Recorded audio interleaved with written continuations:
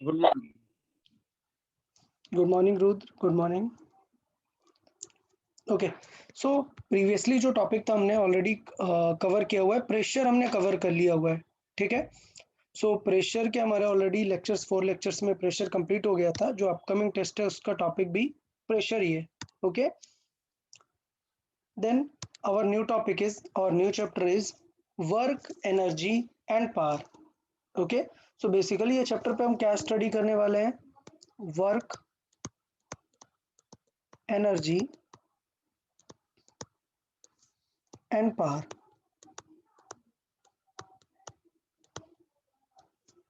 ठीक है, चले तो देखिए यार, थोड़ा सा वर्क के बारे में समझते हैं।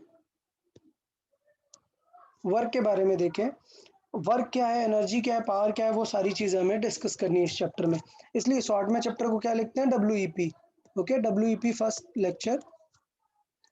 देखिए, तो सबसे पहले हमें डिफाइन करना पड़ेगा वर्क को। ठीक है, वर्क के बारे में देखें, वर्क क्या चीज है। वर्क तो बहुत ही सिंपल सा है। वर्क मतलब क्या है ऑलरेडी हम लोग जानते हैं। हम लोग काफ़ी सारा वर्क करते रहते हैं। लाइक मैं अभी आप लोग को टीच कर रहा हूँ तो मैं वर्क कर रहा हूँ। आप लोग स्टडी कर रहे हो तो आप लोग वर्क कर रहे हो। इस तरीके से बहुत ही वैरायटी ऑफ वर्क हम कर सकते हैं। अपार्ट फ्रॉम दिस, किसी और को कोई डिफरेंट वर्क पता है? लाइक हम इस चैप्टर में किस वर्क की बात करने वाले हैं, क्या करने वाले हैं, इसके बारे में? Sir, is like work is the action performed by someone. Okay, work is something action performed by someone. Okay, anything else? Someone wants to add something?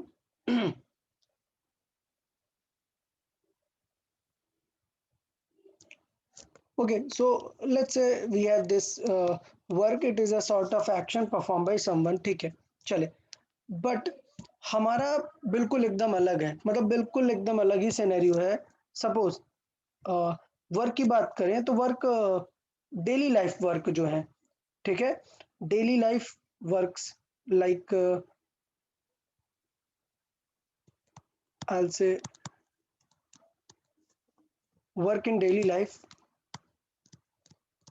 works in daily life। बहुत डिफरेंट टाइप ऑफ वर्क्स हो सकते हैं। Like अभी मैं teaching कर रहा हूँ, teaching, studying, ठीक है, प्लेइंग, ये सारे क्या है, बहुत सारे डिफरेंट टाइप के वर्क्स हो सकते हैं। आप समझ रहे हैं? Yes. ओके, अभी पॉइंट ये है कि फिजिक्स में हम ये सारे वर्क नहीं पढ़ते हैं। पॉइंट समझ आया सबको? ये जो डेली लाइफ वाला वर्ड है, हम फिजिक्स में ये वर्क नहीं डिफाइन करते हैं। भाई ये तो मतलब रेगुलर वर्किंग जो है, ये डिफरेंट वर्क है। इसका फिजिक्स में हम इस वाले वर्क को कंसिडर नहीं करते हैं एज अ वर्क। तो मैं बात करूं, in physics we don't consider these work.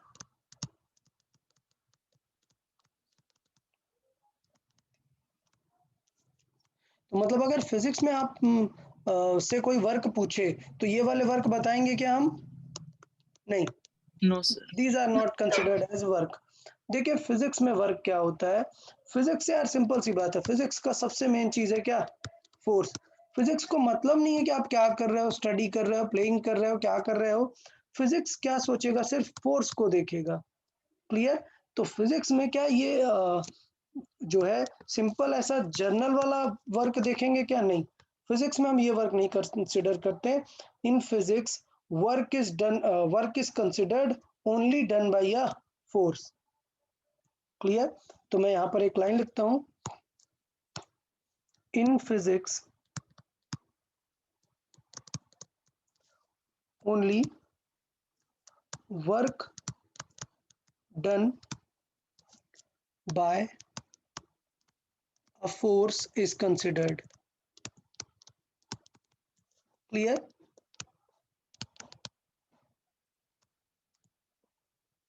अच्छा, अभी एक चीज समझो, क्या एक ऑब्जेक्ट पे एक ही फोर्स लगता है क्या? ऐसा कुछ है क्या? एक ही ऑब्जेक्ट है तो इस पे सिर्फ एक ही फोर्स लगेगा क्या अगर मैं पुल कर रहा हूं? एक और फोर्स लग रहा होगा ग्रेविटी, एक मे बी फ्रिक्शन भी लग रहा होगा। तो क्या किसी एक ऑब्जेक्ट पे सिर्फ एक ही फोर्स लगता है क्या? No, sir. नहीं। तो इसका No, मतलब sir. ये है कि फिजिक्स में जब मैं बोल रहा हूँ work is done by a force, ठीक है, तो अगर एक ऑब्जेक्ट पे मल्टीपल फोर्सेस हैं तो मतलब उस ऑब्जेक्ट में मल्टीपल वर्क डन हम कैलकुलेट करेंगे। क्लियर है सबको समझ में ये point? Yes, sir. If multiple forces are acting, multiple forces are acting,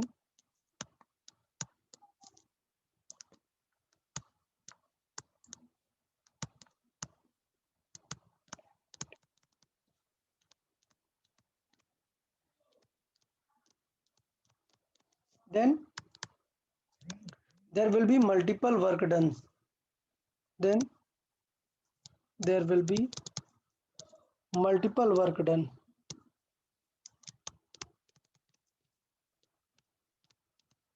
और work done by each force calculate करेंगे। अच्छा, फिर इसके बाद हम टोटल वर्क डन भी तो देख सकते हैं ना। टोटल वर्क डन, सपोज एक ने +10 वर्क डन किया और एक ने +20 वर्क डन किया और एक ने माइनस का वर्क डन किया, अपोज किया, तो टोटल वर्क डन कितना हो गया? 25 25। plus ठीक। 25. हाँ, क्या फोर्स में ऐसा हो सकता है, मैं अगर बोलूँ एक फोर्स 10 है, एक फोर्स 20 है और एक फोर्स 5 है, बताओ इसका क्या आंसर आएगा नेट फोर्स का?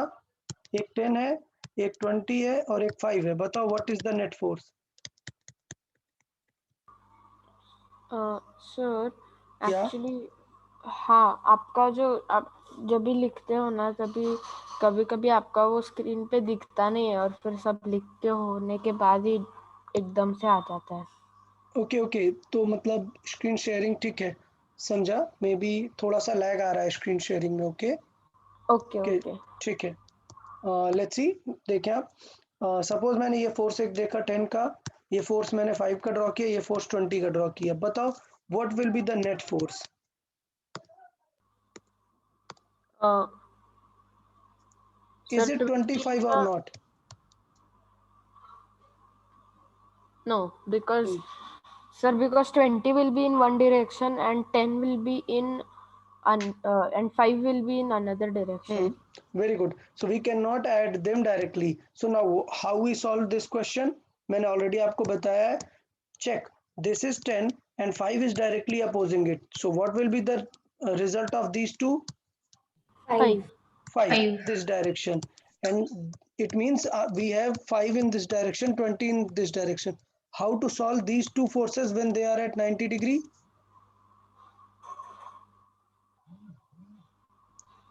बताया हुआ है मैंने. When the forces are at 90 degree, how to calculate the result? I think everyone has forgotten. Displacement में बहुत सारी चीजें बताई थी. Pythagoras property. Yeah, when you cover two perpendicular dimensions, the resultant will give you a Pythagoras type of result. Okay, तो will it be 25? No, इसे solve करके 25 तो नहीं आने वाला है. तो ये थोड़ा सा देखना है कि this is how we solve with the direction, और यहाँ पे तो हमने डायरेक्ट ऐड कर दिया है.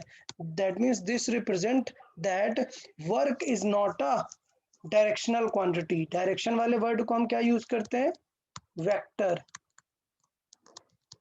आपको पता है, बताया हुआ है, what are the vector and scalar? Yes, sir. Yes sir. Yes. So vector means with direction like force, and scalar means without direction, only value is important. तो ये जो वर्क है, वर्क में हम डायरेक्ट वैल्यू ऐड कर सकते हैं ना. सो वर्क कैसी क्वांटिटी हो जाएगी? Scalar quantity. That means it does not has any direction. तो फर्स्ट पार्ट, हम किस टाइप के वर्क की बात करेंगे फिजिक्स में? Work Work done. done by a force.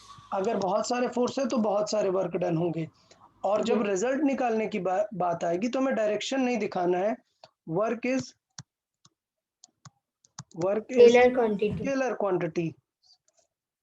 Quantity. So we can add it algebraically. Okay sir तो work का ऐसा एक कॉन्क्रीट डेफिनेशन क्या आएगा? बता रहे हैं. Okay. Next step is that only. So work is a scalar quantity, so we can add it algebraically. Algebraically मतलब प्लस माइनस करके जो भी है, नॉट वेक्टर फॉर्मेट में. ठीक है, तो ये पूरी सिचुएशन थी कि हमें वर्क किसके लिए पढ़ना है. Now see the definition of work, how the work is defined. So in physics, वैसे लिखने की जरूरत नहीं है, फिजिक्स ही पढ़ रहे हैं तो मैं बता रहा हूँ कि फिजिक्स में हम क्या कंसिडर करते हैं, वर्क डन बाय फोर्स. ठीक, so work done by a force is defined as the product of force and displacement caused in the direction of force.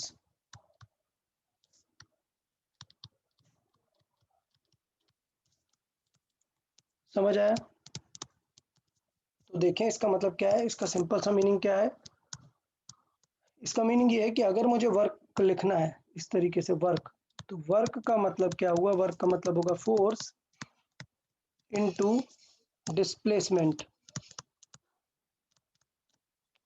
और क्या सिंपल सा डिस्प्लेसमेंट?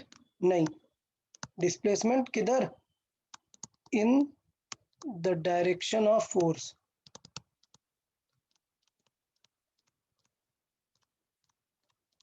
समझ आया? अच्छा, अब इसका मीनिंग क्या है देखें. ये जो displacement in the direction of force है, इसका फीलिंग क्या है, इसका फीलिंग समझाते हैं आपको. इसका मतलब ये है कि सपोज ये ऑब्जेक्ट है, ये ऑब्जेक्ट इस तरीके से इस प्लेन में ऊपर जा रहा है. ठीक है, तो बताओ ये थोड़ी देर में यहाँ पर पहुंच गया. ठीक, तो अब देखें इसने ये वाला डिस्टेंस कवर किया, लेट्स से ये लेंथ है एल, एल कवर किया. तो what is the force, what is the work done by this force, क्या हो जाएगा, एफ इनटू एल. कोई डाउट? ये समझ आया? What will be the work done by this force, कितना Yes. होगा, एफ इनटू एल. बट इस पे एक और चीज लग रही होगी नीचे की तरफ, क्या, वेट. Gravity. अब what is the And work done by gravity, what do you think, work done by gravity क्या एम जी इंटू एल कर दोगे क्या? नहीं. no. क्या लेना चाहिए हमें, displacement in the direction of force. Force किस डायरेक्शन में है, ये वाला एम जी, वर्टिकल डायरेक्शन में. तो इसका मतलब आपको क्या लेनी चाहिए, ये वाली लेंथ यूज करनी चाहिए. लेट्स से ये h है, तो आंसर क्या आएगा, work done by gravity, mg into h. h. समझ आया? What do we mean by displacement in the direction of force.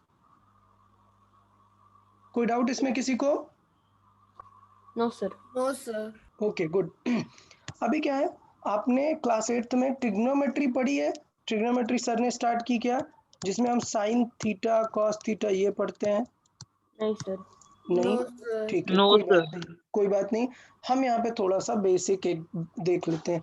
देखें, स्पेशल पॉइंट करके लिख लेते हैं. ये फिजिक्स में इसका ज़्यादा पॉइंट नहीं है, मैथ में हम पढ़ते हैं, बट फिर भी फिजिक्स में हम देख लेते हैं. आप ये ट्रायंगल जानते हैं, right angle triangle. Yes, sir. ठीक है, सपोज ये एंगल है, इस एंगल को हम नेम दे देते हैं थीटा. ये सिंबल जानते हैं आप, ये सिंबल, इसको क्या बोलते हैं, थीटा. ठीक है, थीटा. Okay. अभी ये देखें, इसका मतलब सिर्फ क्या होता है, एंगल. क्या मतलब है इसका, एंगल. तो ये जो राइट एंगल ट्रायंगल है, इसमें एंगल के जो अपोजिट में साइड है, इसको क्या बोलते हैं, परपेंडिकुलर. Yes sir. ठीक है, अच्छा, ये जो एंगल के साथ में साइड होती है, इसको क्या बोलते हैं, Base. बेस. Okay good. और ये जो इनके दोनों को Hypotenuse. जॉइनिंग है, Hypotenuse. इसको बोलते हैं हाइपोटेनिस, या डायगोनल बोल सकते हैं. क्लियर, हाइपोटेनिस बोल देते हैं. ओके अभी देखें तो पॉइंट क्या होता है, सपोज प्रॉब्लम देखें, suppose I have given you this question, this is 5 meter and this is, or let's say this is 6 meter, this is 8 meter. Can you find the hypotenuse? Yes, sir. Yes, sir. Okay, so how to solve this then? You can solve Sir, 10. h 10. square is equal to, yes, 6 square plus 8 square. Plus 8 So you square. can find that h will become 10. ये समझ आया सबको? Yes. अच्छा Yes, sir. अभी problem देखें, अभी problem let's say मैंने बोला ये है 5 metre. Now can you find h? No, sir. No. No. H we cannot find h, but we have a different method to find h. क्या देखें, what if we know this angle, let's say this is 30 degree. Now can you find h? अभी आप लोग नहीं find कर सकते, but मैं आपको बताऊंगा there is something which will give you the value of h. How to do that? Let's see. That thing is called cos. ठीक है, so we these are like trigonometric part. तो इस पे क्या करेंगे, लेट्स से cos थीटा जो है वो हमें पता होता है, that cos theta is defined as base over hypotenuse. Clear? मतलब cos कैसे डिफाइन होता है, base over hypotenuse. You know the base. Suppose अगर आपको cos थीटा पता चल जाए तो हाइपोटेन्यूज पता चल जाएगा ना. Yes. ठीक है, तो इसका मतलब ये है कि मैं ये चीज जानता हूँ, अब मुझे सिर्फ क्या करनी है, कॉस की वैल्यूज ही तो याद करनी है. तो आप लोग कॉस की वैल्यूज याद कर लोगे. ठीक है, तो मैं आपको कॉस की वैल्यूज याद रख कर आता हूँ, और 5 वैल्यूज हैं वो आपको अच्छे से लर्न कर लेनी है. डन. देखें कॉस 0 डिग्री क्या होगा, इट इज 1. याद रहेगा सबको? Yes. Yes, sir. Then cos 30 degree, it is a bit complicated, it is √3/2. अभी √3 की वैल्यू कितनी होती है, 1.732. क्लियर? डिवाइड बाई 2, तो कॉस की वैल्यू कितनी आ जाएगी, 0.866. क्लियर? किसी को कोई डाउट इसमें 30 डिग्री में?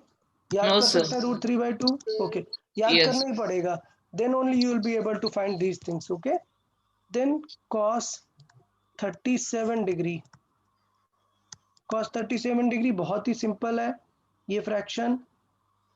अच्छा एक चीज और, एज थीटा इंक्रीजेज cos की वैल्यू क्या होती है, इंक्रीज होती है, ये माइंड में रखना है. सॉरी, डिक्रीज होती है. cos थीटा की वैल्यू क्या होती है, डिक्रीज Sir, होती है. what is that cos? This is a trigonometric operation. It is like if I ask 2 into 3, can I right it 5? No. No. So what is this? What is this? This cross, what it is? It is a mathematical operator which has a pattern how to solve this. Okay, and based on that pattern, you will conclude the answer as 6. 6. Similarly, if I say, let's say, I'll say 2 into 30, what will be the result? 60. So what is this cross? It is a operator, mathematical operator. Similarly, cos is also a mathematical operator which will solve this 30 degree and will give you the value of this. Okay, Yes, sir. तो अभी बहुत detail में नहीं आपको याद रखना है कि cos क्या है, कहाँ से आया है. वो आप जैसे ही मतलब 9th पे जाओगे आपको ये सारे ऑपरेटर्स बताए जाएंगे. ठीक है, बट अभी 8th में बिकॉज हमें थोड़ा सा वर्क में ज़रूरत पड़ती है कॉस की, इसलिए मैं आपको सिखा रहा हूँ. तो अगर आप अभी याद कर लोगे तो 9th में आपको इजी पड़ेगा. Yes. कॉस मतलब क्या है, आपका plus minus cross divide in सब से हटके एक और नया ऑपरेटर ऐड हो गया है. समझ गए आप? Sir, what is sign of cos? Yes, sir. No, it is written as cos only. Okay, how we write multiply like that it is? No. If you want to write, you can write 2 into cos 30 degree. So cos itself is an operator which will give you the value of root 3 by 2. So what will be the answer now? It will be root 3. So basically just forget कि cos को एक symbol के format में नहीं देखना है. It is operator mathematical. आपने सिर्फ वन स्टेप ऑपरेटर देखा है. आपने लॉग सुना है? लॉग. हाँ सर, वो एक ऐसा टेबल टाइप कुछ तो रहता है हाँ, ना? टेबल टाइप जो रहता है वो भी एक ऑपरेटर है. उसकी भी वैल्यूज होती हैं सबकी, तो वो आपको टेबल से देख लेनी होती है. सिमिलरली कॉस की भी वैल्यू हम टेबल से देखते हैं, ठीक. बट टेबल से बहुत सारी वैल्यूज देख सकते हैं. लाइक अगर मुझे कॉस 10 डिग्री चाहिए तो टेबल से देखेंगे, 12 डिग्री चाहिए तो टेबल से देखेंगे. मैं बोल रहा हूँ फिजिक्स में जो ज़्यादा यूज होती हैं वो ये है 30 डिग्री, 37 डिग्री. तो ये कुछ 5-6 वैल्यूज आप लोग याद रख लो, Okay, sir. ठीक है. तो Okay. ये याद करना है, that is the only option. Next, cos 37, so it is 4 by 5. So you can see values are decreasing. पहले 1 था, फिर धीरे धीरे. अच्छा, क्या यूनिफॉर्मली डिक्रीज हो रहा है क्या? नहीं, रैंडम है. देख रहे हैं ना, पहले 0.14 कम हो गया 30 डिग्री में, लेकिन अभी देखो काफी कम हुआ. तो वो बेस्ड ऑन सिनेरियोज डिफरेंट रहेगा. cos 45 degree, it is 1 by root 2. अगर मैं सॉल्व करूंगा वैल्यू आती है 0.7. एग्जैक्ट वैल्यू 0.707 आती है. आप लर्निंग के लिए 0.7 भी कर सकते हैं. पॉइंट समझ आ रहा है हम कर क्या रहे हैं? हमें ये 6-7 वैल्यूज याद रखनी है बस. ओके. cos 53 डिग्री, ये 3 by 5 होता है. तो कितनी हो जाएगी वैल्यू? 0.6. फिर cos 60 डिग्री, ये वैल्यू हो जाती है 1 by 2. कितनी हो जाएगी? 0.5. समझ आ रहा है ये वैल्यूज? Yes, sir. 0 का 1, फिर 30 degree root 3 by 2, 37 degree 4 by 5, 1 by root 2. Point वाली याद नहीं करनी, पॉइंट वाली मत याद करना, पॉइंट वाली मत याद करना. ओके, डायरेक्ट ये याद करना, फ्रैक्शन. और cos 90 डिग्री कितना हो जाता है फाइनली? 0. देखें एक बार, एक थोड़ा सा 1 मिनट का टाइम ले और ये वैल्यूज जल्दी से याद कर ले सब लोग, ठीक है. जस्ट 1 मिनट और ये सारी वैल्यूज आप लोग एक बार लर्न कर लो.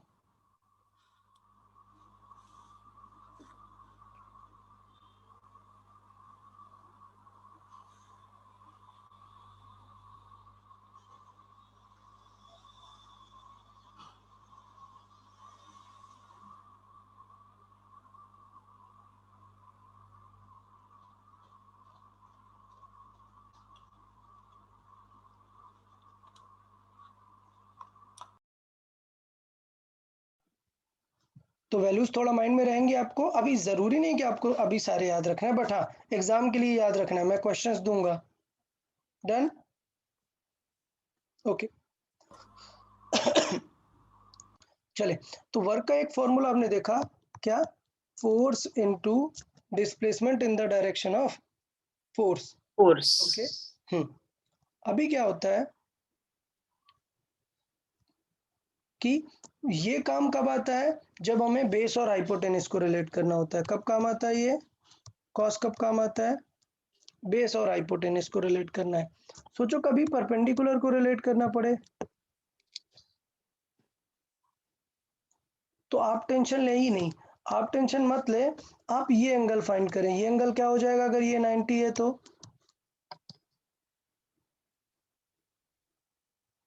ऑल 3 एंगल का समेशन कितना होता है? 180. 180. 180. Like this. तो 90 ऑलरेडी कट हो जाएगा, रिमेनिंग क्या है? 90. 90 में 30 और कट हुआ, रिमेनिंग कितना बचा? 60. 60. ये 60. एंगल कितना होगा? 60. तो इसका मतलब ये हुआ कि बेस मैंने किसे बोला है? बेस मतलब होता है the side which is forming this angle. तो अगर आपको परपेंडिकुलर सॉल्व करना है तो आप इसको थीटा बोल दो ना. अगर आपने इस एंगल को यूज किया Yes, तो sir. इस वाली लाइन को क्या बोलेंगे? फिर हम इसे बेस बोलेंगे. तो अगर कभी ये फाइंड करना है तो आप ये वाला एंगल मत यूज करो. कौन सा एंगल यूज करो? ये वाला एंगल, तो ये क्या बन जाएगा, बेस बन जाएगा। हाइपोटेनस तो वही रहता है। क्लियर है यार सबको ये point? Yes, Yes, sir. sir. Sir okay good. तो टेंशन नहीं लेना है, बस हमें एंगल 90 से माइनस करके हम वो वाली वैल्यू यूज कर लेंगे अगर ये वाला थीटा यूज करेंगे। चले, तो मैं कंसिडर कर रहा हूँ कि आप लोग ये वैल्यूज याद कर लेंगे। तो अब रीजन मैं ये वैल्यूज क्यों बता रहा था, क्योंकि वर्क का एक दूसरा फॉर्मूला भी होता है। वर्क का फॉर्मूला होता है force into displacement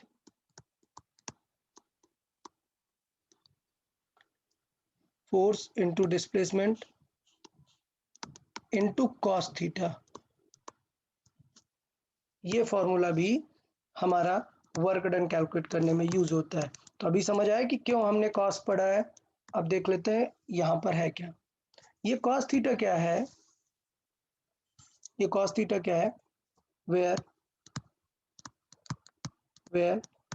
theta is angle between force and displacement. समझ आया थीटा क्या है, डिस्प्लेसमेंट। मतलब मैं थोड़ा सा पहले एक समझा देता हूँ तो आपको और क्लियर हो जाएगा। जैसे इस बॉक्स को मैं ऊपर लेके गया, ठीक है, ये डिस्प्लेसमेंट हो रहा है इस डायरेक्शन में, लेकिन फोर्स लगा रहा हूं मैं ऐसे हॉरिजॉन्टल, तो समझ गए इन दोनों के बीच क्या, ये एंगल थीटा यूज हो जाएगा ना। समझ आया question? If Yes, sir. Someone is pushing it horizontally but the box is moving up, that means displacement is upward but force is horizontal, तो मतलब एंगल आ गया ना दोनों के बीच में, ठीक है। तो इस तरीके से हमें इसे वहां पर यूज कर लेना है। अच्छा, cos 90 डिग्री लिख दिया तो मैं cos 180 डिग्री भी लिख देता हूँ। cos सर 180 क्या डिग्री, आप फिर से समझा सकते हैं? मेरा वाईफाई चला गया था। ओके देख लेते हैं। सो हम रुके, क्या पार्ट आपका रह गया?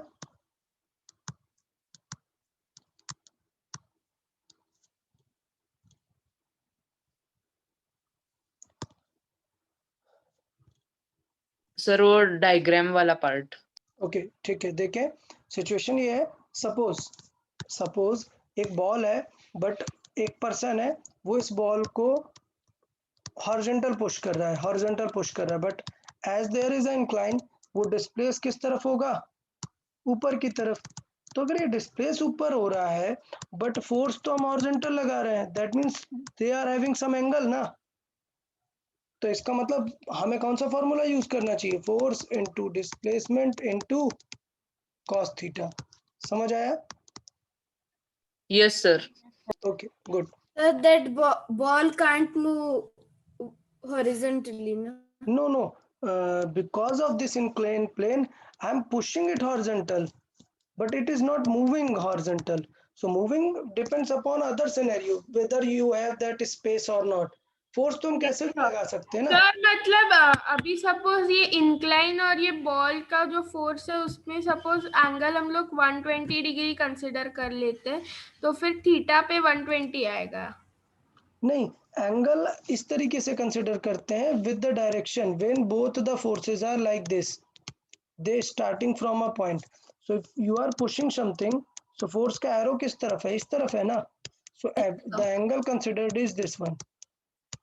ओके सर, मतलब Okay. ये जो इंक्लाइन है और वो फोर्स का सीधा और उसके हाँ, जो बीच का आएगा वो Okay. एंगल हम वहां पर यूज करते हैं, ठीक सर है। देखो force into displacement into cos.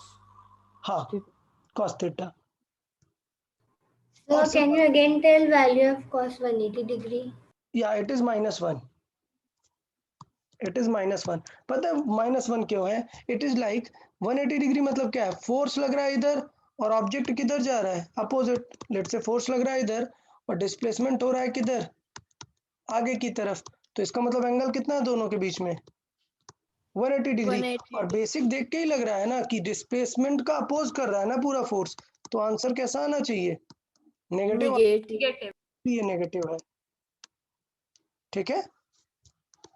तो इसका मतलब ये हुआ, बेसिक फीलिंग अगर बताएं ऐसे सिंपल भी लिख सकते हैं, W इज इक्वल टू क्या हो जाएगा, F इंटू डिस्प्लेसमेंट को S से रिप्रेजेंट करते हैं cos थीटा, याद है ना, S is equal to UT plus half t square, Yes, sir. से रिप्रेजेंट करते हैं डिस्प्लेसमेंट को, तो FS cos थीटा भी लिख सकते हैं। मैं शॉर्ट फॉर्म क्यों लिख रहा हूँ, क्योंकि बहुत सारे बुक में आप ऐसे FS cos थीटा देखोगे तो फिर आप कंफ्यूज हो जाओगे, इसलिए मैंने यहाँ पर इसे लिख दिया। ठीक, ये जस्ट एक नंबर है, ये जस्ट एक वैल्यू है। तुम यहाँ तक क्लियर है सबको? अब यूनिट्स की बात कर लेते हैं यार। यूनिट क्या हो जाएगा, इसका यूनिट क्या होता है फोर्स का? न्यूटन। न्यूटन। Newton. ठीक है, न्यूटन। और डिस्प्लेसमेंट का? मीटर। मीटर। तो इसका मतलब ये हुआ कि वर्क डन का यूनिट क्या हो जाएगा, यूनिट क्या हो जाएगा, newton into Newton. Metre. But इसका एक स्पेशल यूनिट है, इसका स्पेशल यूनिट है जूल। क्या है? जूल। तो Joule. बेसिकली न्यूटन मीटर जैसा ही होता है जूल। तो जूल एक MKS यूनिट है, तो मैं यहाँ पर लिखता हूँ MKS यूनिट। MKS यूनिट मतलब न्यूटन और मीटर जब हम यूज करेंगे तो वो यूनिट होता है जूल। मतलब बेसिकली मैं बोलूँ कि 1 जूल क्या है, 1 जूल वर्क डन मतलब कितना हुआ, 1 जूल सिंपल वर्क डन है 1 न्यूटन इंटू मीटर जितना।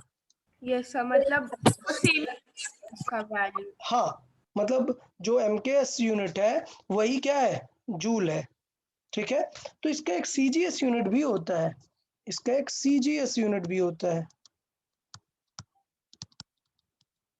CGS यूनिट होता है अर्ग। CGS यूनिट क्या होता है, अर्ग। अर्क। अर्ग क्या होता है, अब न्यूटन की जगह फोर्स किस में यूज करेंगे हम, CGS यूनिट है, CGS में बताओ फोर्स का यूनिट क्या होता है, डाइन। डाइन। ये यूज करेंगे हम यहाँ पर, डाइन इनटू मीटर का क्या यूज करेंगे, CGS मतलब सेंटीमीटर। सेंटीमीटर। ठीक है, तो इसका मतलब अगर मैं एक रिलेशन बनाना चाहता हूँ कि क्या सिचुएशन हो जाएगी इन सब में, तो वो रिलेशन देखे कि क्या सिचुएशन रहेगी। अगर मैं 1 न्यूटन इंटू मीटर को डाइन में लिखना चाहता हूँ तो मैं क्या लिखूंगा, 1 न्यूटन मतलब हाउ मच डाइन, मैं इसको लिख सकता हूँ 1 न्यूटन इंटू 1 मीटर। अच्छा, 1 न्यूटन मतलब हाउ मच डाइन, किसी को याद है? 10⁵. वेरी गुड यार, 10⁵ डाइन। अच्छा, 1 मीटर मतलब कितना सेंटीमीटर, 10।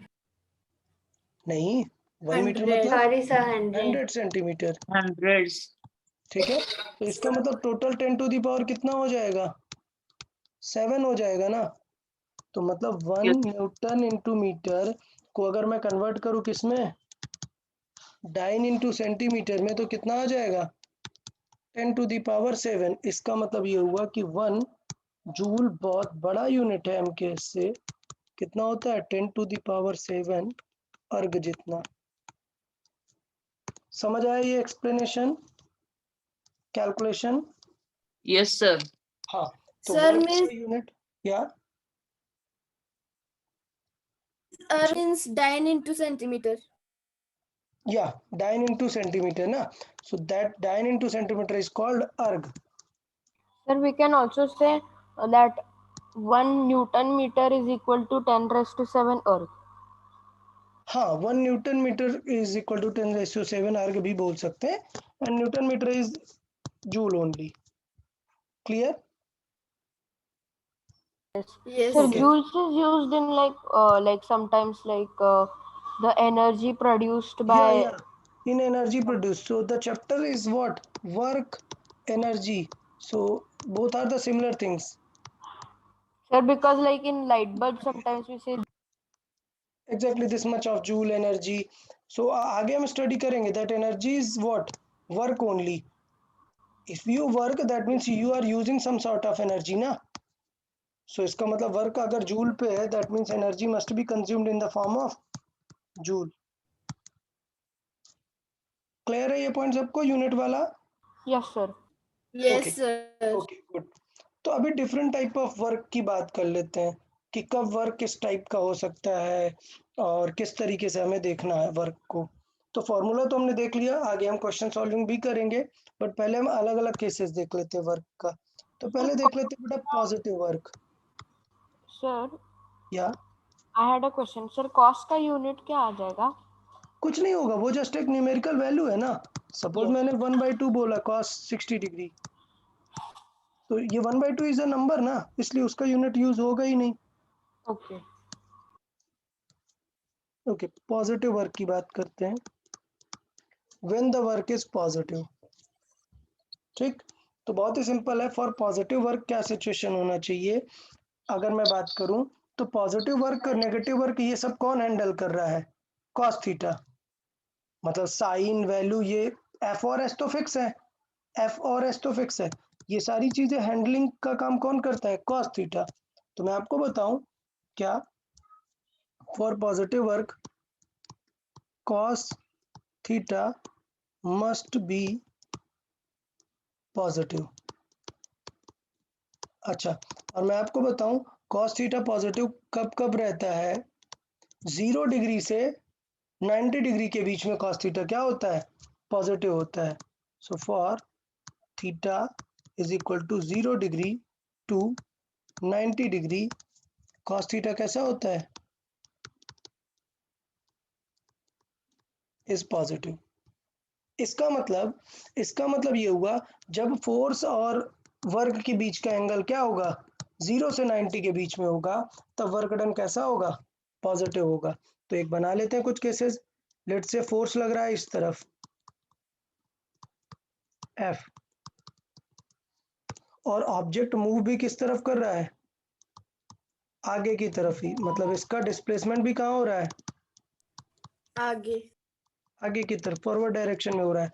तो इसका मतलब इन दोनों केसेस पे अगर हम बात करें तो थीटा कितना है इन दोनों के बीच का एंगल? थीटा कितना है? 0 डिग्री, दोनों सेम डायरेक्शन में है ना। पॉइंट समझ आया? थीटा 0 डिग्री है सेम, तो cos 0 कितना होता है? 1। cos 0 डिग्री होता है 1। तो इसका मतलब ये हुआ कि जो वर्क डन का फॉर्मूला है F into S into cos theta, उसमें तो cos थीटा का कुछ काम ही नहीं बचा, वो तो 1 हो गया। हाँ, बिकॉज इट अगर इज दोनों जस्ट सेम डायरेक्शन में है तो हम डायरेक्टली वर्क का फॉर्मूला क्या यूज कर सकते हैं? F into S. L। समझ आया सबको? Yes sir. कि इस केस में जब दोनों सेम डायरेक्शन में, तो आप दिमाग लगाइए ही मत, इतना पूरी कैलकुलेशन मत लिखिए। मैंने अगर ऐसे क्वेश्चन दिया कि एक ऑब्जेक्ट है 10 सेंटीमीटर गया और मैंने फोर्स लगाया 20, क्या आंसर आएगा वर्क डन का? 200 200 जूल। जूल। अच्छा, अब गलती पर मत वो करना, सेंटीमीटर है ना। सेंटीमीटर में दिया है तो मीटर में कितना होगा? 0.1। 0.10। तो आंसर क्या आएगा? 2 जूल। यस। ठीक है, चले कोई बात नहीं, चलो बहुत अच्छी बात है आप लोगों ने नोटिस किया, that's very good. Next point और कब हो सकता है? और बाकी सारे एंगल्स के लिए हो सकता है ना, मतलब ऑब्जेक्ट को हम पुल कर रहे हैं horizontally,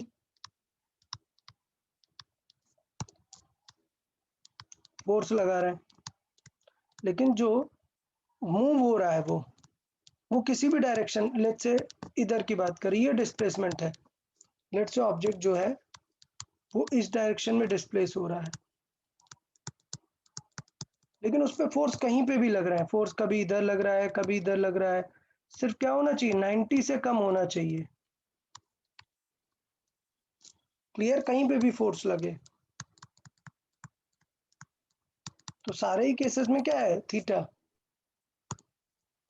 theta is less than 90 degree. Clear? तो इसका मतलब क्या सिचुएशन होगी? सारे केसेस में वर्क डन कैसे रहेगा? पॉजिटिव रहेगा। तो समझ आया वर्क डन कब पॉजिटिव दिखेगा? जब इस लाइन के फॉरवर्ड डायरेक्शन में फोर्स लग रहा है और ऑब्जेक्ट का मोशन कहाँ हो रहा है? इस क्वाड्रेंट में हो रहा है, कहीं पे भी इधर, तो वर्क डन कैसा आएगा? पॉजिटिव आएगा। समझ आया? पॉजिटिव। हाँ, थीटा कुछ भी हो सकता है, बट हमें Yes, पता है कि sir. cos थीटा यहाँ पर पॉजिटिव आएगा, तो थीटा यहाँ पे हम देखेंगे थीटा कुछ भी हो सकता है बट 90 से कम है, तो इसलिए हम समझ रहे हैं कि पॉजिटिव वर्क डन है। ठीक है, तो पॉजिटिव वर्क में कुछ खास ज़्यादा प्रॉब्लम नहीं है, अगर सीधे जा रहे हैं तो बस हमें ये चीज़ थोड़ी ध्यान देनी है। पॉजिटिव वर्क के बाद एक स्पेशल है, cos 90 की वैल्यू कितनी होती है? 0। 0 तो cos 90 की वैल्यू अगर 0 है तो इसका मतलब 0 वर्क भी हो सकता है, 0 वर्क डन। देखिए 0 वर्क डन कब हो सकता है? cos पे डिपेंड कर रहा है, तो cos थीटा 0 कब कब हो सकता है? तो तीनों चीजें देख लेते हैं। अच्छा, 0 तो किसी भी तरीके से आ सकता है, 0 आने के बहुत सारे रीजन है। W इज इक्वल टू क्या है? F into S into cos theta. तीनों में से कोई भी 0 हो जाएगा, वर्क डन क्या हो जाएगा? 0 0। तो पहला केस देख लेते हैं, व्हेन cos थीटा इज 0। तो किसके लिए cos थीटा 0 होता है? For theta is equal to 90 degree. cos 90 degree की वैल्यू क्या होती है? 0। तो इसका मतलब ये है कि अगर एक ऑब्जेक्ट है और वो ऑब्जेक्ट कहाँ जा रहा है? आगे जा रहा है, ये क्या है? डिस्प्लेसमेंट। और फोर्स क्या लग रहा है? Vertical 90 degree 90 degree. तो वर्क डन क्या आएगा इस केस में? 0। वर्क डन क्या आएगा? 0। इवन कोई डिफरेंट सिनेरियो अगर देख लें, लेट्स से ये ऑब्जेक्ट है और डिस्प्लेस इधर हो रहा है, और लेट्स से हम फोर्स लगा रहे हैं कहाँ पे? ऊपर। पर तो फिर भी वर्क 0 ही होगा। तब भी क्या होगा वर्क डन? 0 0, क्योंकि थीटा है 90 डिग्री, वर्क डन क्या आएगा? 0। तो कुछ याद आ रहा है कि कौन सा फोर्स इस तरीके से वर्टिकल काम करता है? सर डाउन का ग्रेविटी हो सकता है, डाउन का ग्रेविटी vertical काम करता है। तो इसका मतलब अगर एक बॉक्स को मैं ऐसे पुल करके ले जा रहा हूँ, F is equal to let's say 10 है, और लेट्स से यहाँ पर डिस्प्लेसमेंट हो गया 1 मीटर का, 1 नहीं, लेट्स से 2 मीटर मान लेते हैं। सो बताओ what is the work done by gravity? Let's say ये 20 kg का है, तो क्या हो जाएगा वर्क फोर्स ऑफ ग्रेविटी? ये हो जाएगा 20 इंटू 10, 200। बट क्या वर्क डन में आप 200 इंटू 2 कर दोगे क्या? नहीं करेंगे। क्यों? क्योंकि वो 0 ग्रेविटी, जा रहा है 90 डिग्री पे। एग्जैक्टली ग्रेविटी और फोर्स के बीच का एंगल कितना है? 90 डिग्री। 90 डिग्री तो फिर 0 आंसर क्या आएगा? 0। सॉल्व करना ही नहीं है आपको, समझ आया? Yes sir. Okay okay, very good very good. तो ये पार्ट हुआ पहला, क्या? When theta is 0। ठीक, नंबर 2, व्हेन डिस्प्लेसमेंट इज 0।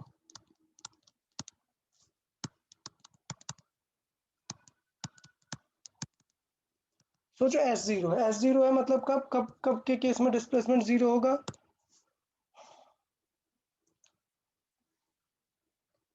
देखें सर अगर हम कोई ऑब्जेक्ट वॉल को रेस्ट करके वापस, उसे पुश कर रहे हैं। Exactly, very good.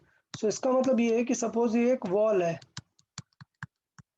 वॉल है और आप वॉल को पुश कर रहे हो, बहुत सारा ह्यूज फोर्स लगा रहे हो, बट क्या वॉल मूव होगी क्या? तो 100 नहीं। तो इसका मतलब क्या हुआ? Displacement of wall 0 yes, wall S क्या है? 0।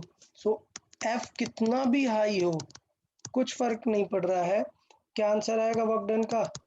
0।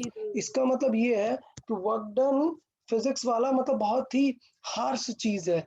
आप ये नहीं कह सकते, सोचो आप रूम पे बैठे हो और एक आप वॉल को पुश कर रहे हो, आप 10 मिनट तक पुश करते रहे, तो आप बहुत सारा, आपको लगेगा ना कि आपने बहुत सारा वर्क कर दिया, भाई फील होगा ना आपको कि आपने बहुत वर्क कर दिया। क्या हम फिजिक्स वाला वर्क मानेंगे क्या? नो सर, नहीं। हमने मतलब वॉल, कोई काम ही नहीं किया है इसका। एग्जैक्टली, वॉल डिस्प्लेस नहीं हुई, वर्क हुआ ही नहीं। तो इसका मतलब सोचो आप लोग बैठे हुए हो और स्टडी कर रहे हो लैपटॉप में अपने स्क्रीन पे, तो आपका वर्क, आपने वर्क किया, आपने 1.5 आवर तक वर्क किया, आपको लग रहा है स्टडी किया, बट क्या हम फिजिक्स वाला वर्क मानेंगे? नो सर, नहीं। नहीं सर, कोई फिजिक्स वाला वर्क क्या होगा? जीरो। जी। क्यों? क्योंकि कोई भी फोर्स ने डिस्प्लेसमेंट कॉज किया ही नहीं है। ठीक है, तो थोड़ा सा हार्श चीज है, बट इसी तरीके से हमारा जो है वर्क डिफाइन है ड्यू टू फोर्स। अच्छा, थर्ड पार्ट सोचो, फोर्स अभी और भी कुछ केसेस है, लाइक ऐसा सर्कुलर मूव कर गया वो, तो यहाँ पर डिस्प्लेसमेंट कितना हो जाएगा?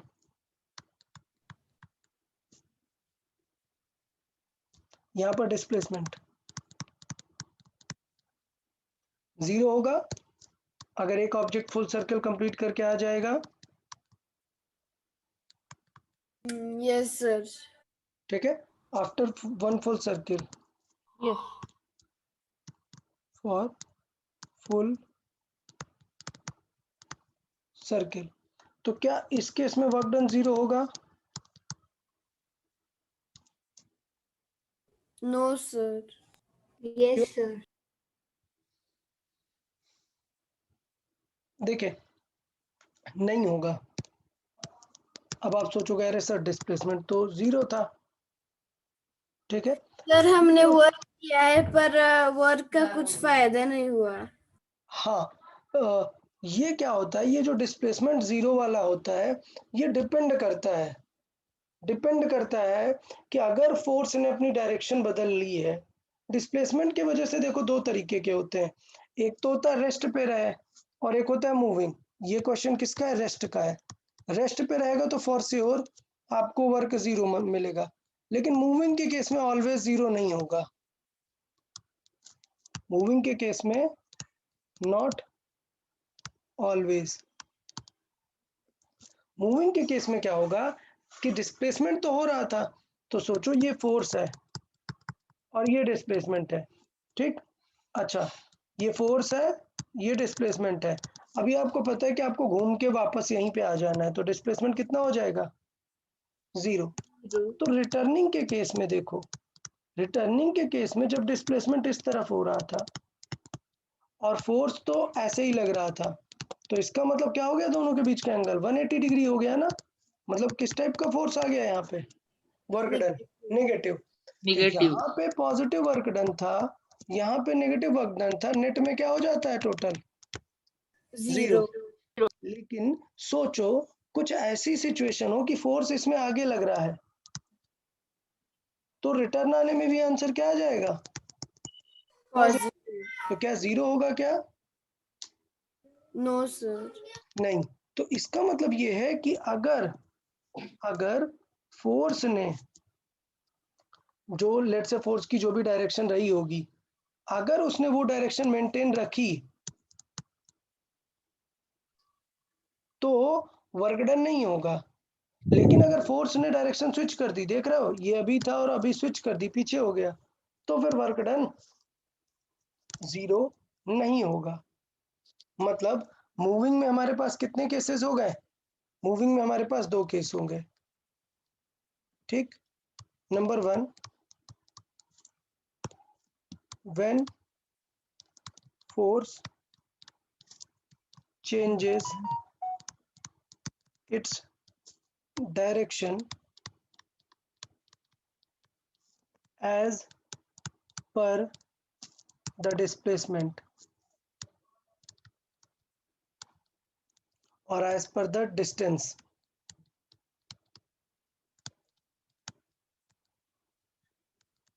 Displacement ही लिखना चाहिए हमें, as per the displacement.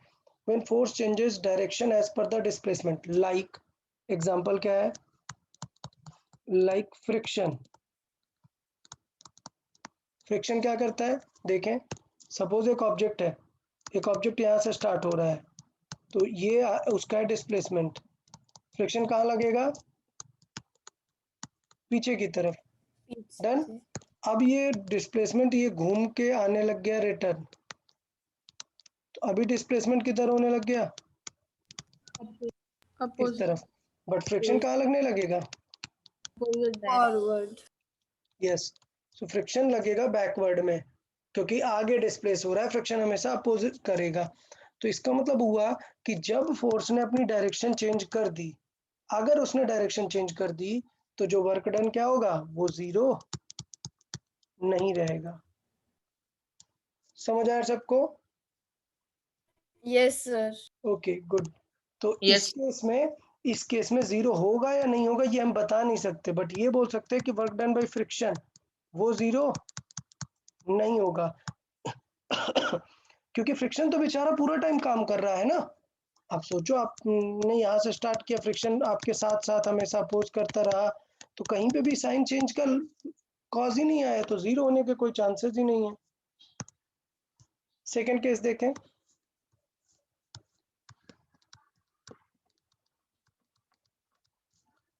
when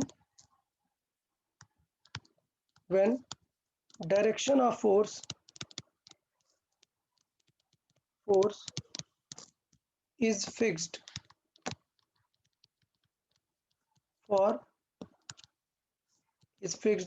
and doesn't change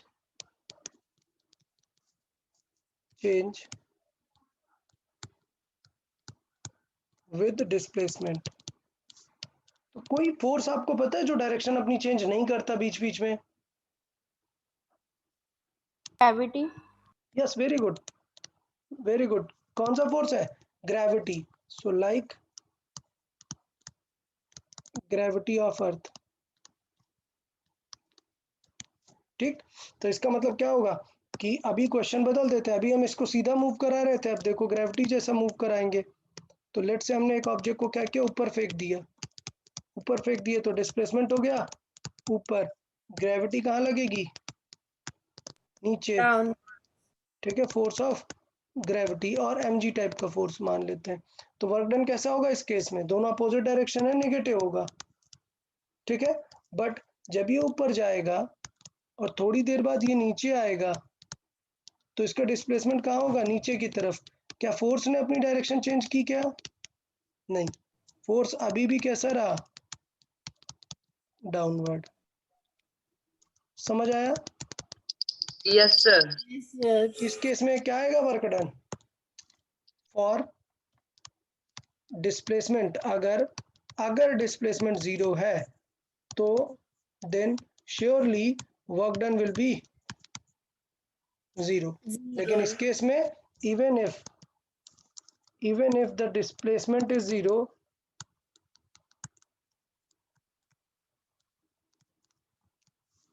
work work is done not. is not 0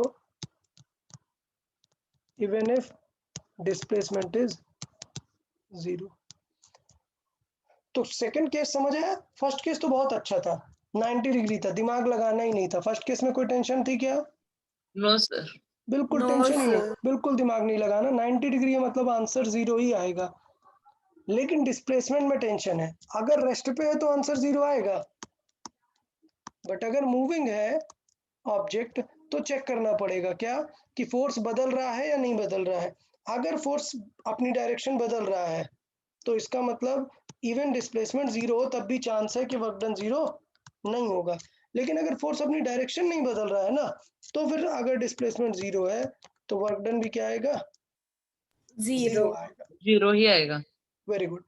so second case भी हमें समझ में आ गया, फर्स्ट केस भी हमें समझ आ गया। तो ये थोड़ा सा केसेस इंपॉर्टेंट है इनको। थर्ड लास्ट वाला। सो व्हेन फोर्स इज 0 तो वर्क डन क्या होगा? 0 ही होगा। भाई अगर फोर्स लग ही नहीं रहा है तो वर्क डन किस बात का? हम वर्क डन बाई फोर्स ही तो देखने वाले थे। ठीक, बट इसका एक स्पेशल पॉइंट है। क्या? बताएं। देखें, सपोज एक ऑब्जेक्ट था, इसको हम पुल कर रहे हैं with F is equal to, और लेट से पुल कर रहे हैं विद F। ठीक है, और ये कुछ डिस्प्लेसमेंट मूव कर रहा है। अच्छा बताओ, यहाँ पर वर्क डन 0 होगा क्या? पुल कर रहे हैं अगर हम और डिस्प्लेसमेंट हो रहा है, वर्क डन 0 है क्या? नहीं। No sir. नहीं है sir. 0। हम निकालेंगे कैसे? W is equal to F/S से। हाँ। ओके, चले एक दूसरा क्वेश्चन देखते हैं। एक बॉक्स से हमने उसे हिट किया, लाइक कुछ रॉड से या ऐसे क्या किया, हिट किया, so it is hit with force F। अरे समझ गए ना आप, ऐसे धक्का मार दिया आपने उसे और ये क्या करने हाँ। लग गया, चलने लग गया, ये क्या करने लग गया, डिस्प्लेस करने लग गया। तो बताओ वर्क डन कैलकुलेट करेंगे F Yes. इनटू से, यस, पर सिर्फ फोर्स कांस्टेंट नहीं है। एग्जैक्टली हुआ क्या कि हमने इसे पुश करके छोड़ दिया ना, पुश करके छोड़ दिया, तो इसका मतलब ये हुआ कि ये क्या F through out the displacement लग रहा था क्या, नहीं। तो इसका मतलब ये हुआ कि वर्क डन यहाँ पर 0 आएगा। रीजन क्या है, for work to be happen by a force the force must be acting throughout the displacement. Clear, तो इसका मतलब ये है for work done by a force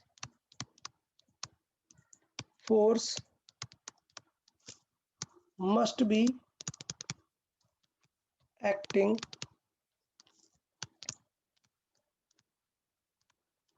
throughout the displacement। समझ आया क्या, तो 0 वर्क डन, फोर्स 0 मतलब ऐसा जरूरी नहीं है कि फोर्स 0, बट अगर वो डिस्प्लेसमेंट जहां तक गया अगर फोर्स वहां तक नहीं लगा तो आंसर क्या आएगा वर्क डन का, 0 आएगा। मतलब क्वेश्चन कुछ ऐसा बना क्या कि एक ऑब्जेक्ट था, हमने इस पे फोर्स लगाया कितने मीटर तक, 10 मीटर तक, कितना फोर्स लगाया, लेट से F इज इक्वल टू लगाया 50 का, और अब छोड़ दिया और ये स्लाइड करने लग गया, और लेट से 5 मीटर और स्लाइड किया, तो वर्क डन कितना हो जाएगा, वर्क डन सिर्फ वो सर हम वो 10 मीटर का ही कैलकुलेट 15 टू करेंगे। 15 करेंगे क्या, नहीं, नहीं। जब तक फोर्स था सिर्फ तब तक के डिस्प्लेसमेंट को ही काउंट किया जाता है।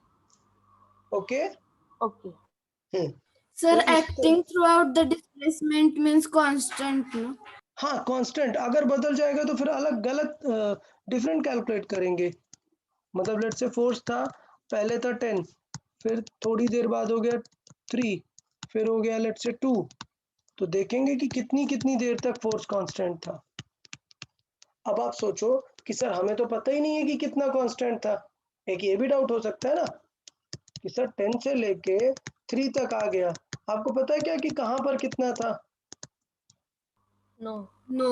नहीं। तो ऐसे केसेस में वर्क डन कैलकुलेट करते हैं integration of force into dx, but ये आपको नहीं समझना है, ये सीधा क्लास 11th में पढ़ेंगे हम लोग, ठीक है। सर लाइक अगर if the force force- variable है तो हमारे हाँ। सिलेबस का पार्ट नहीं है, ओके।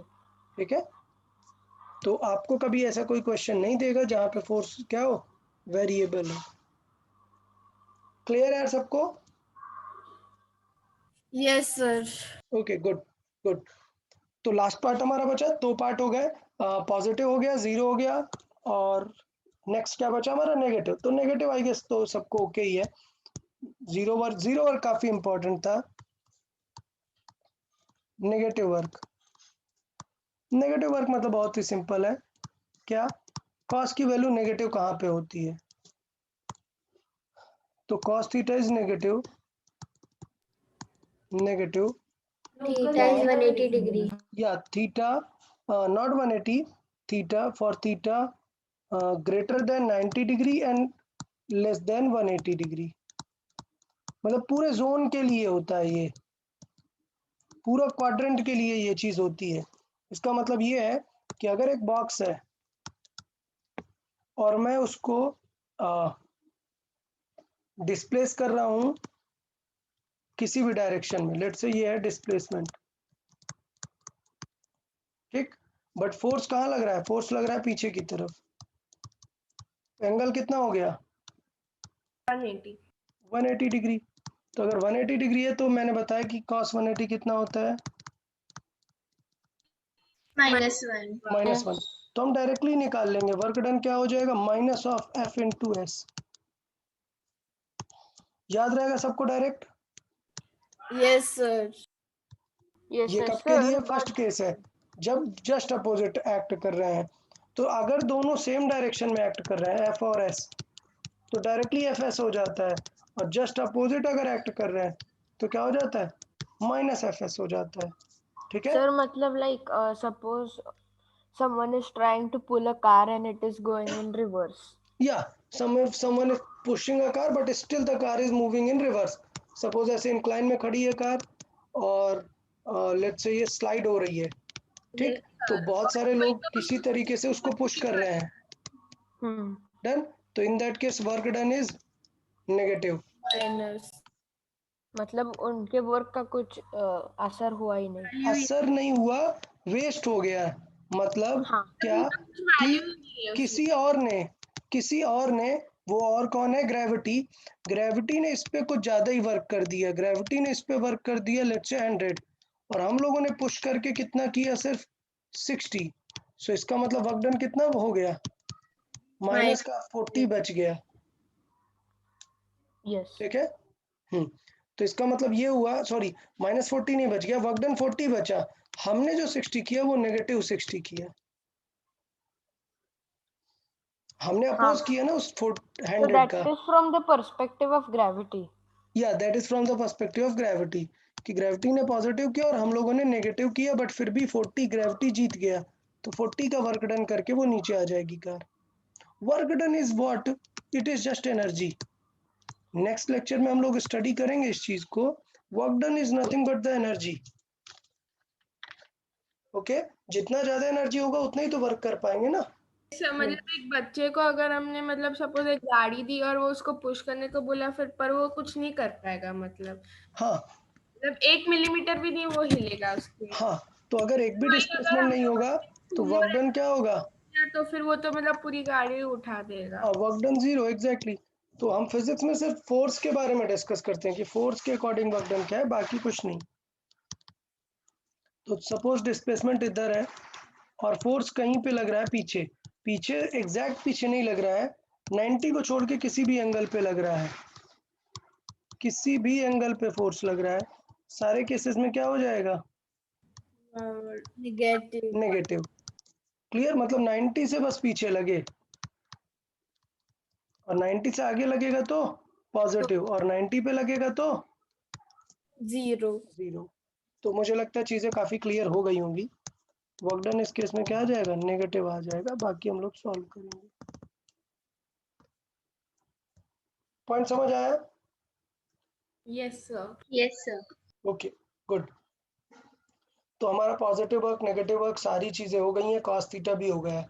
तो अब हम क्वेश्चन सॉल्विंग स्टार्ट कर दें। अभी तक मैंने सैंपल आपको दिए थे क्वेश्चंस के, वैल्यूज एग्जैक्ट नहीं दी थी। स्टार्ट कर दें क्वेश्चन सॉल्विंग, फिर आप लोग आंसर चैट बॉक्स में करेंगे। Okay sir I have one question. ये आप पूछें। सर अभी अगर वर्क रिफ्लेक्स एंगल में हो तो वर्क अगर लाइक 185 डिग्री ऐसा कुछ तो हुआ डिस्प्लेसमेंट। चलेगा, ये डिस्प्लेसमेंट है, लेट से मैंने 190 डिग्री बोल दिया, so why I will be taking this angle, I will be choosing this one ना। हाँ। देखो ना, इसीलिए तो मैंने फिगर में दोनों कंडीशन की थी। 90 डिग्री वाले में मैंने दोनों बताया था, इधर भी 90 हो सकता है और नीचे से भी हो सकता है। Okay yes.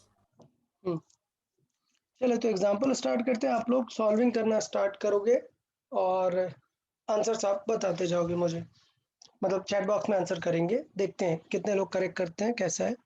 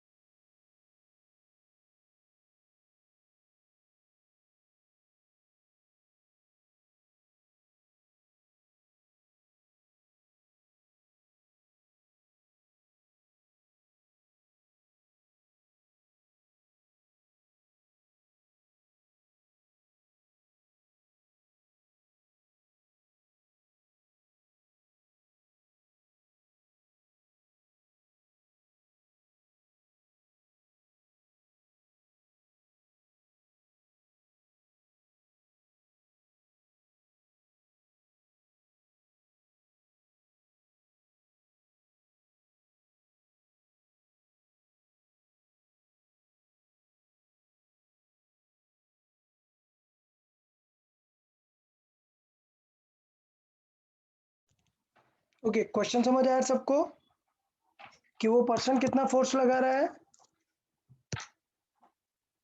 पर्सन कितना फोर्स लगा रहा है? 500 न्यूटन, और हमें टॉप तक पहुंचना है which is just a 60 centimetre. Okay, तो हमें work done by that person और वर्क डन बाय ग्रेविटी बताना है। चलो दोनों चीजें सॉल्व करें जल्दी से, and then will discuss the question.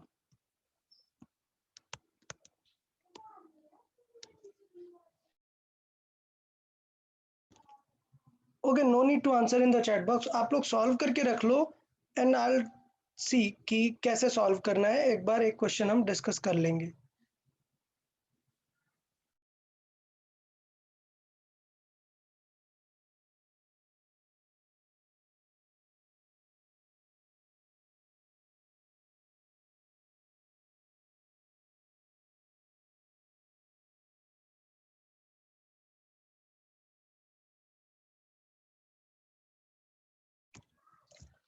Okay, as this is the first question, so the error is possible, मतलब mistakes are possible, no problem, but आपको सीखना है, ठीक है? आपको सीखना है, तो वो बहुत ही important है, वो चीज़ आपको बहुत ही important है कि आप सीखो इस क्वेश्चन से कि कैसे करना है, क्या सॉल्व करना है और कैसे हमने इसे अप्रोच किया हुआ है। तो देखो दो चीज़ें हैं, पहले अगर हमें चाहिए वर्क डन बाई पर्सन, और दूसरे में क्या चाहिए हमें? ग्रेविटी। ओके, सो पर्सन मतलब ये फोर्स चाहिए और दूसरा हमें चाहिए ग्रेविटी। तो ग्रेविटी का फोर्स बताओ यार, 10 ग्रेविटी का force, force of gravity F G, वो कितना हो जाएगा? एम जी जितना हो जाएगा। सो कितना हो जाएगा वो? 600। कोई डाउट 600 किसी को? No no. पर्सन का फोर्स कितना है? 500। अभी बेटा यार फिगर बनाना सबसे मेन इंपॉर्टेंट है। आप देख रहे हो, देख रहे हो, मैं हर बार डायग्राम बना के समझा रहा हूँ आपको, आप देख रहे हो भाई? देख पा रहे हो मैं सारे क्वेश्चन आपको कैसे समझा रहा हूँ? Yes sir. डायग्राम बना के, डायग्राम बार बार डायग्राम बना रहा हूँ। तो इसका मतलब ये है कि आपको भी फर्स्ट क्या कर लेना चाहिए? डायग्राम बना लेना चाहिए तुरंत। कैसा डायग्राम? कि फोर्स कहाँ लग रहा है और ऑब्जेक्ट कहाँ जा रहा है। तो बेटा फोर्स कहाँ लग रहा है? इस डायरेक्शन में। फोर्स किधर लग रहा है? इधर। और बेटा डिस्प्लेसमेंट किधर हो रहा है? या डिस्प्लेसमेंट किस तरफ हो रहा है? इधर हो रहा है क्या? नहीं, किस डायरेक्शन में हो रहा है? along with the force। along with the force, ये है डिस्प्लेसमेंट। तो बेटा दोनों के बीच एंगल क्या है? 30 डिग्री। हाँ, कितना? 30 डिग्री। अरे भाई क्या बोल रहे हो यार? नहीं फोर्स और angle displacement. Sir angle is 0 degree. Not angle, Zero not degree. Angle, No they angle. Are in the same direction. हाँ तो बिकॉज फर्स्ट क्वेश्चन है, I agree mistake is possible, but that's how you need to see. हमेशा ये angle का multiply नहीं कर देना है। और एक क्वेश्चन में सर ने तो बताया था 30 डिग्री का मल्टीप्लाई करना है, तुरंत cos 30 लिख दिया। करोगे क्या तुरंत cos 30 ऐसे? नहीं सर। नहीं, नो सर। वेट करेंगे, चेक करेंगे फिगर बना के। सो आई कैन सी क्या है इसमें? Force and displacement are in same in direction. Same direction. इसका मतलब मैंने बताया कि थीटा वगैरह लिखने की जरूरत नहीं है। बाय द वे क्लियर है कि थीटा आएगा 0 डिग्री एंड cos 0 डिग्री कितना होता है? 1 होता है। बट वो सब लिखने की जरूरत नहीं है। सेम डायरेक्शन में तो वर्क डन क्या आता है? पॉजिटिव आता है, और सिर्फ क्या आता है? F/2s। सो वर्क डन कितना आएगा? फोर्स कितना है? 500, और डिस्प्लेसमेंट कितना है? 0.6 meter. मीटर में लिखेंगे हमेशा। क्लियर? तो कितना आ गया आंसर? 300। 300. हाँ, 300 जूल आ गया। कोई डाउट किसी को इसमें? नहीं सर। पक्का ना? सबको समझ आया? हाँ यस। हाँ चले, सर. गुड। अभी बना लेते हैं ग्रेविटी वाला। अभी देखिएगा, बहुत अच्छे से ध्यान देंगे। ये मैंने बनाया बॉक्स, ये मैंने बनाया बॉक्स। अब देखो डिस्प्लेसमेंट किधर हो रहा है? इधर। ग्रेविटी किधर लग रहा होगा? नीचे। नीचे की तरफ। बताओ इन दोनों के बीच का एंगल क्या है? 30. 120। मार खाओगे यार तुम लोग। इनके इन दोनों के बीच का एंगल 30 दिख रहा है, 120। 120 डिग्री। नहीं समझा क्या? Sir 30 and 90। हाँ, एक तो ये होगा ना, 30 तो ऐसा हॉरिजॉन्टल से दिया था ना, दिस एंगल इज 120 डिग्री। तो अभी होता क्या है, आप लोग को 120 डिग्री सॉल्व करने की जरूरत नहीं होती है, आपको बस देखना है कि डायरेक्शन क्या है। अपोज कर रहा है ना, अपोज कर रहा है, तो आपको किस तरीके से चेक करना होता है, एंगल हमेशा 90 से कम लाने का ट्राई करो, लेकिन अपोज वगैरह देखो। तो इस फिगर को पता है मैं कैसे बनाऊंगा, देखें इधर, इस फिगर को मैं बनाऊंगा कि डिस्प्लेसमेंट ऐसे हो रहा है, फोर्स किधर लग रहा है, इधर, एंगल कितना हो जाएगा ये वाला, ये एंगल कितना हो जाएगा, 30। नहीं ये 30 है ना, तो 60 60 90 90 कैसे, ये 60 डिग्री होगा ना ये एंगल इन दोनों के हाँ, बीच वो का, 60 रहेगा, टोटल बट हमें 90 पता है क्या कर रहा है, अपोज कर रहा है, हाँ, देख रहे हो ना। तो इसका मतलब ये होगा कि जब भी कभी अपोज होता है तो एंगल हम छोटा वाला यूज करते हैं टू फाइंड द वैल्यू, लेकिन हमें पता है कि वर्क कैसा होना चाहिए, नेगेटिव। तो इसका मतलब क्या करेंगे, use theta as 60 degree, but remember work done must be negative. Negative. Clear? हाँ, तो ये सिनेरियो होगा, तो इसलिए हमें ये चीज़ थोड़ी सी ध्यान देनी है कि इसका मतलब वर्क डन का फार्मूला यहाँ पर क्या आ जाएगा, यहाँ पर आ जाएगा negative mg into displacement into cos 60 degree. चले सॉल्व कर देते हैं। mg की वैल्यू कितनी आई थी 600, डिस्प्लेसमेंट कितना था 0.6 और cos 60 डिग्री कितना होता है 0.5 हाँ, it's better to write 1/2। Okay, yes, so we can तो कितना आ cancel. जाएगा 180 Yes, माइनस 180 जूल। Sir, या how we get displacement as 0.6? in the question it is given in centimeter na, so I'll write displacement as it is given 60 centimeter, but as we are solving in MKS unit we should be using S as 0.6 meter. meter. Okay, yes, sir. okay good। तो अभी बताओ यार, अभी question solving थोड़ा सा समझ आया, एक और question they. Yes, sir. Okay. Sir, Okay. can you once tell why you took 60 degree? Yeah, so what happens, we do not know the value for greater than 90 degree na, we have values only 0 to 90 degree na, so what we can do, we can use these only, but we'll know that after the 90 the values will be negative. Okay, Yes, sir. okay, चाहिए तो मैं यहाँ पे लिख देता हूँ, by the way that much of thing is not needed, but फिर भी अगर आपको चाहिए कि नेगेटिव वैल्यूज कैसे होती हैं कॉस में, so let me right these negative values, ये अपोजिट डायरेक्शन से लेते हैं, ठीक है। मतलब सपोज ये वैल्यू है, ये वैल्यू कितनी है, लेट्स से ये है 120 डिग्री, तो इसका मतलब cos 120 degree will be very similar to, opposite direction से चेक करो कितना एंगल होगा ये 60 डिग्री, क्योंकि टोटल कितना होता है एक लाइन, स्ट्रेट लाइन कितनी होती है 180 डिग्री, 180 degree. ये कितना होगा 60 डिग्री। इसका मतलब cos बस नेगेटिव रहेगा, वैल्यू किसके जैसे दिखेगी cos 60 डिग्री। इसका मतलब cos 120 डिग्री की वैल्यू कितनी होती है -1/2. -1/2.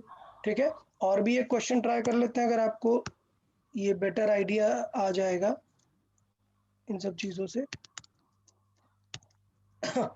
देखें, तो एक और क्वेश्चन देख लेते हैं। सपोज कभी एंगल 90 से ज़्यादा हो तो हमेशा अपोजिट डायरेक्शन से ले लेते हैं, और देखें सपोज ये 150 डिग्री अगर गिवन है कभी, तो cos 150 डिग्री कैसे निकालेंगे? cos 150 degree, so it is nothing but negative आएगा और किसके जैसा है? ये अपोजिट डायरेक्शन में कितना बचा? 30। तो ये किसके जैसा होगा? cos 30 degree. मतलब cos 150 डिग्री की वैल्यू पता है क्या होगी? -√3/2। क्लियर है सबको? यस। Yes, sir. तो वो किस तरीके से हमने ये वैल्यूज वहां पर सॉल्व की।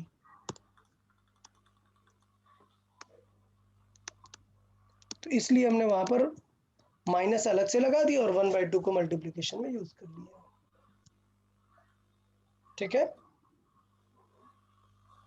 Yes okay, sir.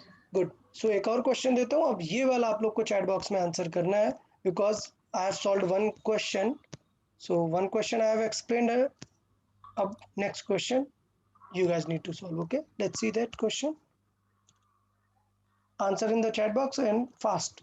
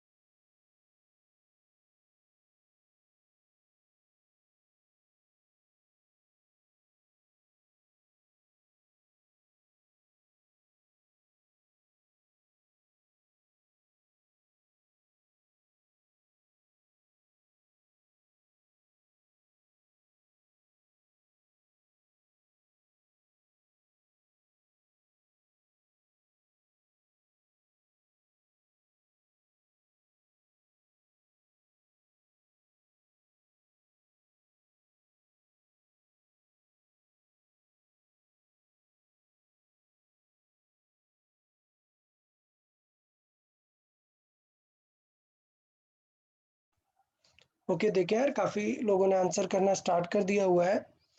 तो देखें फोर्स से सबसे वर्क डन अगर देखें, लेट्स से हम बात करते हैं फ्रिक्शन से स्टार्ट करते हैं। सबसे इजी फ्रिक्शन और फोर्स ये सब लोग दिख रहे हैं। अच्छा, सबसे बड़ी प्रॉब्लम देखिएगा आप लोग, प्रॉब्लम देखें कि डिस्प्लेसमेंट किस तरफ हो रहा है, ये वाली डायरेक्शन में। हाँ। बट क्या ये डिस्प्लेसमेंट की वैल्यू आपको गिवन है क्या, ये वाली वैल्यू? नहीं, तो we have क्या to करना find- चाहिए, हमें फाइंड करना चाहिए ना। समझ आया? तो ये क्वेश्चन हाँ। मैंने इसलिए आपको समझाया है कि डिस्प्लेसमेंट आप क्या करो, फाइंड Find. करो, फाइंड द डिस्प्लेसमेंट। ओके, तो अभी बताओ कैसे फाइंड कर सकते हैं। ये वैल्यू आपको दी है कितनी, 200 सेंटीमीटर, मतलब मैं इसे क्या लिख सकता हूँ, 2 मीटर, और ये एंगल क्या है, 60 डिग्री, और डिस्प्लेसमेंट कहाँ पे हो रहा है, इधर। तो कैसे निकाल सकते हैं ये वाली चीज, ये क्या है, H. एच है ना, हाइपोटेनस है, हाइपोटेनस है। तो अगर डिस्प्लेसमेंट मुझे चाहिए तो डिस्प्लेसमेंट क्या फॉर्मूला होता है, कॉस थीटा, वो क्या होता है, base over base over H. Hypotenuse. Okay, तो इसका मतलब बेस कितना है, 2 मीटर है, और हाइपोटेनस हमें एस फाइंड करना है। तो बताओ क्या हो जाएगा, cos 60 की वैल्यू कितनी होती है, 0.5 और 1/2. 1/2 होती है। तो इसका मतलब हाँ। एस की वैल्यू कितनी आ जाएगी, 4 मीटर। 4 समझ मीटर. आया कि क्वेश्चन यहाँ से स्टार्ट होगा कि ये जो इंक्लाइंड प्लेन है उसकी ये वाली लेंथ कितनी है, 4 मीटर। समझ आया सबको क्वेश्चन कहाँ से स्टार्ट हुआ? Yes. बताओ किसी को कोई डाउट इसमें? नहीं, नो सर. वेरी गुड, चलो अब आप सॉल्व करो फिर से, क्योंकि जो भी आंसर्स आए हैं वो थोड़े इनकरेक्ट थे। तो अभी फिर से ट्राई करें, फिर से ट्राई करें। Now you know the displacement, अभी इजी होगा क्योंकि अभी will be very similar to the previous questions, these questions. Okay, now you know the length along this, solve it, answer again. Okay,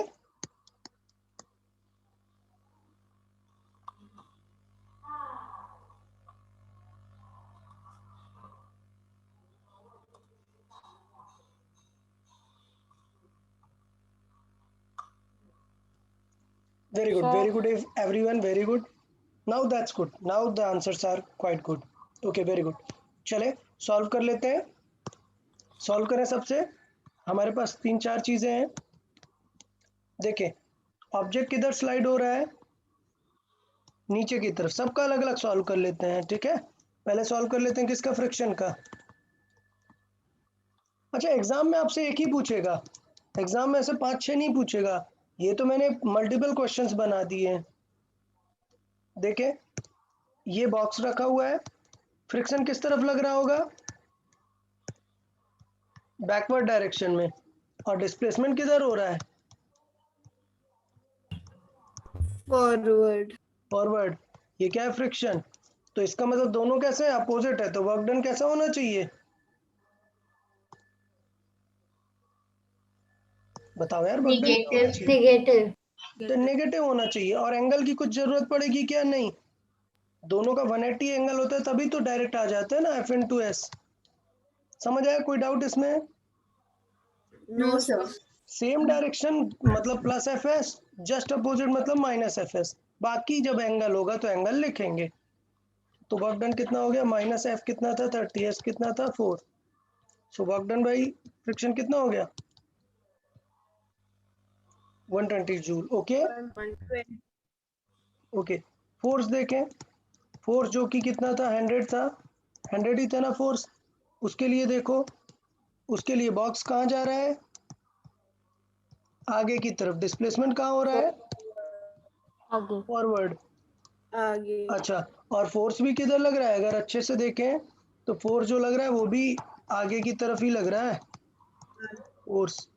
तो क्या है, सेम डायरेक्शन है, same direction है, तो वर्क डन क्या हो जाएगा, positive. Plus FS। Yes sir, मतलब ठीक है, फिर आएगा उसका तो 400 100 into 4, आंसर क्या आ जाएगा, 400 joule. 400 joules. Okay good. Next part, force के बाद फ्रिक्शन के बाद क्या बचा, ग्रेविटी। ठीक है, फोर्स ऑफ ग्रेविटी कितना हो जाएगा, mg जितना, mg कितना है 40, मतलब कितना हो गया force of gravity 400। 100। Okay, yes sir. So force of gravity F is equal to mg, मैं डायरेक्टली लिख देता हूँ 400। तो इसे बना लेते हैं, देखें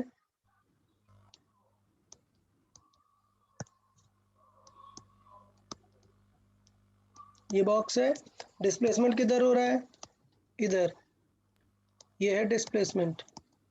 फॉरवर्ड। अच्छा, ग्रेविटी किधर लग रहा होगा, vertical down, gravity force vertical down. mg।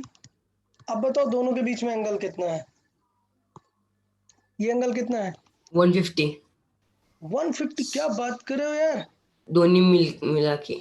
मिला के ये इन दोनों के बीच 150 कहाँ से हो जाएगा, ऊपर वाला नहीं, कम वाला एंगल देखते हैं हमेशा। कितना होगा 150 का उल्टा वाला 30 डिग्री होगा भाई। अरे ऐसे देखो ना, तुम लोग बहुत जल्दी टेंशन में आ जाते हो यार।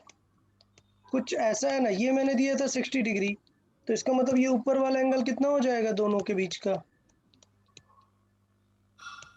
30 डिग्री होगा ना। 120। अच्छा, पॉजिटिव होगा या नेगेटिव होगा, positive. Positive, F S cos 30 degree, समझ आया क्या, yes. Good.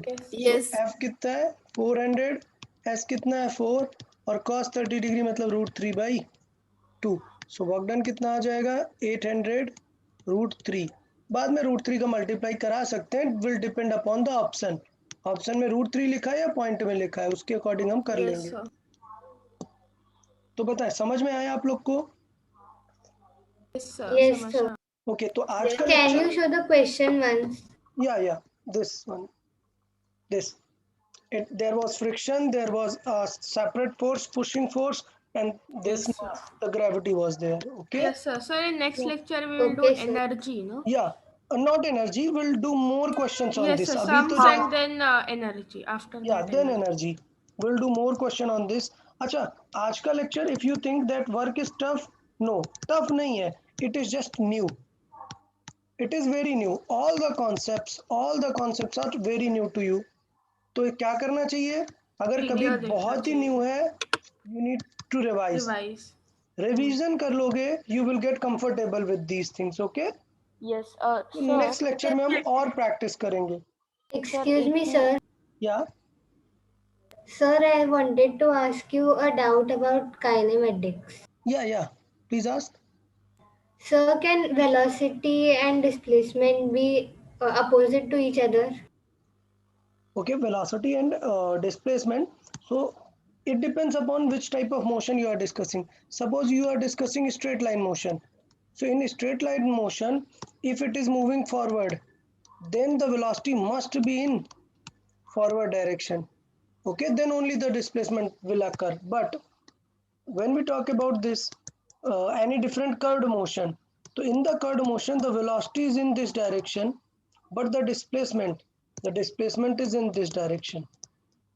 You can see there is some angle between these two. Yes. Okay, so if you say will they be directly opposite, तो never, कभी ऐसा नहीं होगा that velocity is in this direction और वो displace क्या करेगा opposite. ठीक है, so any type of motion ये दोनों कभी भी opposite नहीं हो सकते। Sir Yeah, sir while you solved for force that time, yeah. I actually, while solving for force, what I did was I took net force because I subtracted friction from that. Okay, but I didn't ask for the net force. Okay, you Okay. can solve it, you can solve for the net also. If in next lecture I'll ask what is the net force on the system, because net force will give me whether I am giving the energy to the system or system itself is moving. Okay, Yes, sir, that is why my answer was different from okay, the okay, force. no problem. Okay, now I know why you got 280. Okay, it's okay. As you can see, if we add up these two, you will get 280. हाँ. No problem. But in the exam, it will be asked whether I am asking the net or I am asking to a particular force. Okay. Okay, sir. वो starting में मैंने line बताई ना, if there are 5 forces, there will be 5 different works. Yes. Yeah. Okay, just revise the lectures. कुछ भी doubt रहे तो आप पूछ सकते हैं, एंड कल टेस्ट है उसका भी प्रिपेयर कर ले, रिवाइज कर ले. हाँ. Sir, actually tomorrow. Sir, is there a practice sheet? What? The practice sheet No, to no, no, solve this. not separate practice sheet is needed. Just go through the lectures only. Just go through the lectures. Pressure के lecture जो है 1 to 4 ना, 4 lectures are there. Just go through the lectures only. Yes. Sir, should I do the exam Yes. on Thursday, because on Monday, Tuesday and Wednesday we have terminal exams still going on. Is this with the all of the students No, or sir. only with? I think it is only with me, because there was also, sir, on I think last. Who is in the same with Viraj? In the same school? Sir, actually I am in IG CAI section in Sanjay Ghadawat, so Okay. other I don't think anybody is with me. Okay. So then fine, you can give it on later. The rest of you give it tomorrow only. Okay. Okay, sir. Sir, Yes. Yeah. Okay then. Bye bye everyone. Hi, sir. Thank you. Yes, sir. Have a great Bye-bye. day. You all. Bye bye. Bye bye everyone. Bye. Bye, sir. Sir.